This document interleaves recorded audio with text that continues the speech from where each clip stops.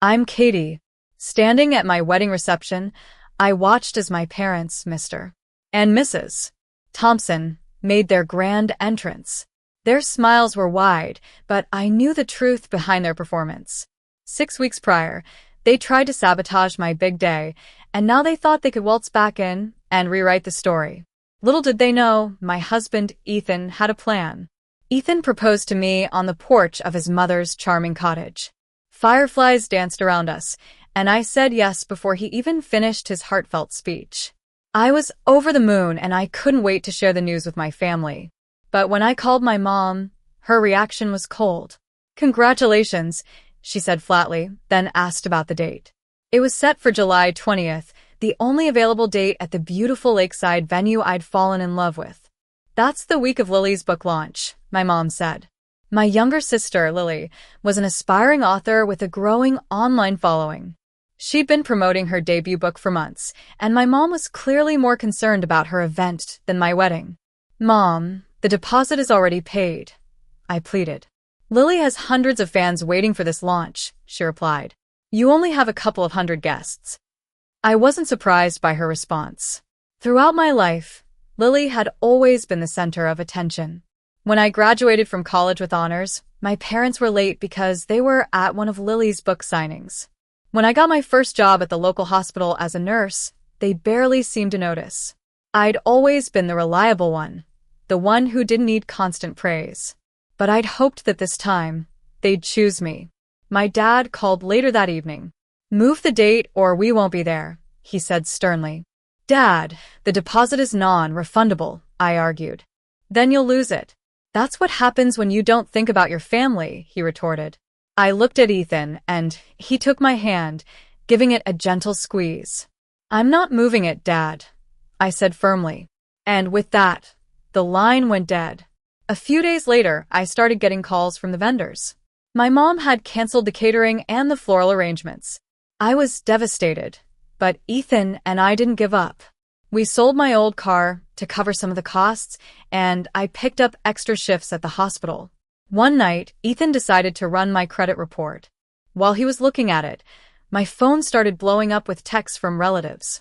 They all said I'd uninvited my parents, that I was being cruel. I called my aunt, Martha, my mom's sister, who'd always been on my side. "They told everyone it was you," she said. "Your dad called all the relatives, and your mom posted a sad message in the family group chat, implying you were pushing them away." As if that wasn't enough, Ethan came home a few days later, looking shaken. "My mom got a call from your mom," he said. "She told my mom that you have emotional issues and that someone should keep an eye on you." Ethan's mom, Mrs. Harris, was a strong, willed woman who'd worked as a paralegal for years. She'd recorded the call and told us she'd keep it in case we ever needed it. I was done explaining myself. From then on, all communication with my parents was in writing. Lily called me one day, trying to convince me to move the date. "It's just one day," she said. "It's my wedding and my future, Lily," I replied. "Since when does your book launch outrank my marriage?" She then dropped a bombshell. "It pays for Mom and Dad's new cabin by the lake," she said. I was shocked. I had no idea Lily was funding anything for my parents. The day before the credit report revelation, my dad sent a message to the family group saying they wouldn't attend my wedding because I didn't respect family traditions. The next day, when Ethan showed me the credit report, I was horrified. There were 3 credit cards in my name, with a total debt of $45,000. Every transaction matched Lily's online purchases, flights to book festivals, expensive hotel stays, and a new laptop for writing. My parents had been using my credit without my knowledge for years. Ethan said it was a federal crime, and I knew I had to take action. At the wedding reception, as my parents tried to play the loving, supportive role, Ethan stood up. He thanked everyone for coming, especially those who'd supported us through the tough times. Then he started talking about honesty. "Some of you were told that Katie uninvited her parents," he said. "That's not true. They chose to boycott the wedding because Katie refused to move the date for Lily's book launch." My mom's smile faded, and my dad looked angry. Ethan then played the recording of my mom's call to his mom. The room went silent as my mom's voice filled the air, spreading false accusations about me. Mrs. Harris stood up and said, "I've heard enough lies in my time as a paralegal. This is manipulation." But Ethan wasn't done. He projected the credit report on a screen. 3 credit cards were opened in Katie's name without her consent. The total debt is $45,000 and every charge is related to Lily's expenses, he explained. My dad tried to brush it off as family business, but Ethan stared him down. "It's federal fraud," he said firmly. My mom started crying, and my dad grabbed her arm and headed for the door.